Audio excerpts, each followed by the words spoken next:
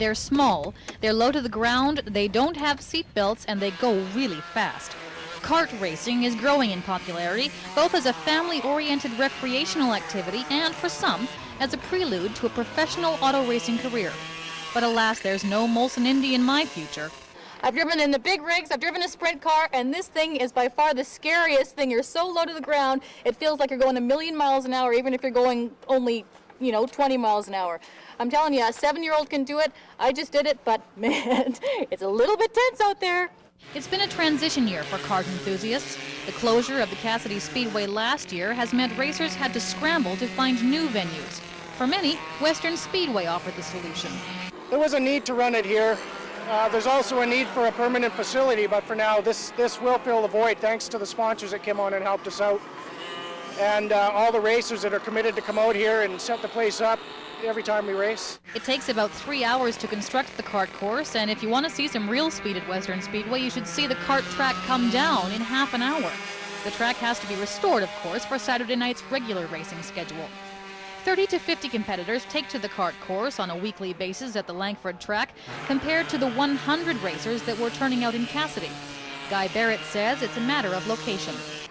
When we started this program up, a lot of the normal racers from Cassidy are from the Mid-Island area. I'd say about 75% of those people didn't show up to race in Victoria, but we made up for it by attracting about 30 new racers from down here. So it's evened out, and it's really good to see all the new faces. One of the Cassidy regulars, this year's national junior champion, Chevy Almond, didn't often race here, but spent most of his season traveling back and forth to Vancouver. Going out and catching the ferries and then spending a whole bunch of money and then racing all weekend and then come all the way home, and it's tiring. Anybody that needed seat time had to go to Vancouver. Later in the year, Guy Barrett started up Western Speedway here, so there was some seat time here, but it was a major hardship to begin with this season. Kart racers are grateful for the Western Speedway track, but they're anxious to build a permanent facility on the island for both recreational drivers and the Molson Indy wannabes.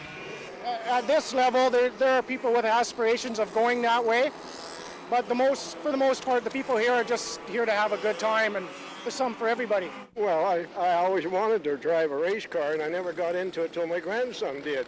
I was his pit crew, and then I got one of the slower classes. It's more fun doing it yourself than being in the pits? Oh, definitely. Yes, definitely. I'm not going to do a lot of work and let somebody else race.